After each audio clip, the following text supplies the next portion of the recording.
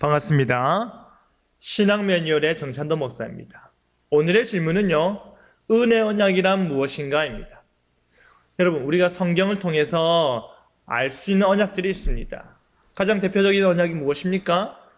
노아의 언약, 아브라함의 언약, 그리고 시내산 언약 등이 있습니다. 그런데 첫사람 아담이 선악과를 먹지 말라는 행위 언약을 지키는데 실패하게 되었을 때에 모든 인류가 어디 가운데 놓이게 됩니까? 죄와 사망 가운데 놓이게 되었습니다.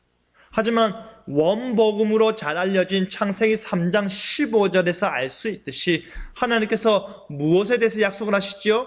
구원에 대해서 약속을 하십니다.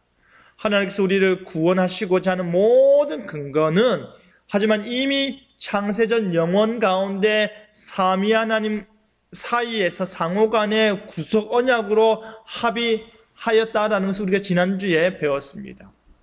그것에 근거하여서 우리의 행위가 아닌 오직 하나님의 은혜로 우리의 구원을 약속하시는 그것이 바로 은혜 언약이라는 것입니다. 하나님께서는요, 행위 언약이 실패한 바로 그 지점에서 무엇을 만드신 줄 아십니까? 은혜 언약을 만드셨습니다.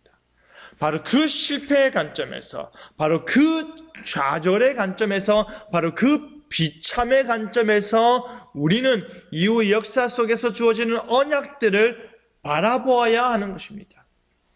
행위 언약이 아담 이후의 모든 사람들에게 유죄를 확정하며 선고하는 것이라면 은혜 언약은요, 동일한 그들에게 구원의 약속을 선포하는 것입니다.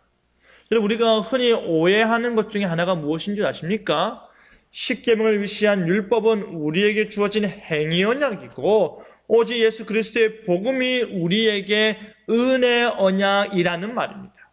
그런데요, 이것은 너무나도 오랫동안 우리가 해온 실수 중에 가장 큰 것 중에 하나입니다. 초대교회 당시에도요, 그와 같은 실수가 있었습니다. 사도 바울이 로마에 있는 교회들에게 율법을 온전히 지켜서 구원받은 자가 누구냐라고 물었습니다. 복음을 이야기하는 가운데서, 이신칭의를 말하는 가운데서 그렇다면 율법으로 말미암아 모든 것을 온전히 지켜서 구원받은 자가 있느냐? 없다라고 합니다.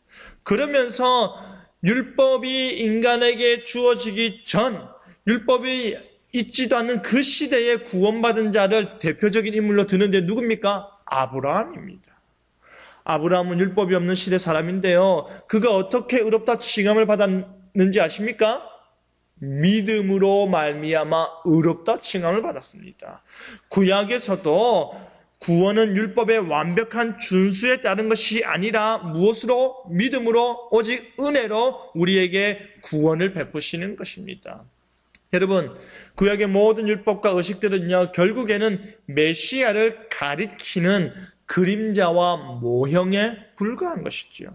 오실 메시아를 통한 구원 약속을 믿게, 바라보게, 그것을 향하여 걸어가도록 하는 것입니다. 다시 말하면요, 구약에서 말하고 있는 언약 역시도 율법의 행위로 말미암은 구원을 말하고 있지 않다라는 것입니다. 그러니 행위 구원, 공로 사상 등은 너무나도 성경의 본질적인 내용과 벗어난 가르침, 우리 인간이 만들어낸 가르침에 불과하다는 것이죠. 오히려 구약 역시도 약속된 메시아여 오실 구속자를 향한 오직 믿음에 의해서 의롭게 됨을 반복적으로 강조하여 말하고 있는 것입니다. 이 은혜 언약이 구약 전체를 관통하고 있습니다. 이 은혜 언약이 신약 전체를 관통하고 있습니다. 예수님으로 인해 성경은 은혜로 말미암아 구원받게 됨을 계속해서 말해왔고 말하고 있는 것입니다.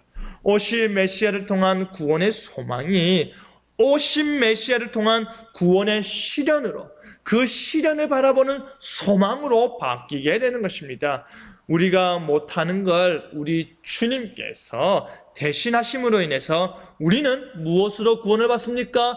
은혜로 구원받습니다. 그것이 바로 창세기 3장 15절 이후로 하나님께서 지금까지 우리에게 은혜로 말미암아 구원을 베푸셨다라는 것을 증거할 뿐 아니라 그 은혜 언약의 마침표가 되기 위해서 우리 예수님께서 오셔서 그 모든 은혜 언약을 완전히 성취하신 것입니다. 우리는 은혜 언약 아래 놓여 있음에 감사하길 바랍니다. 감사합니다.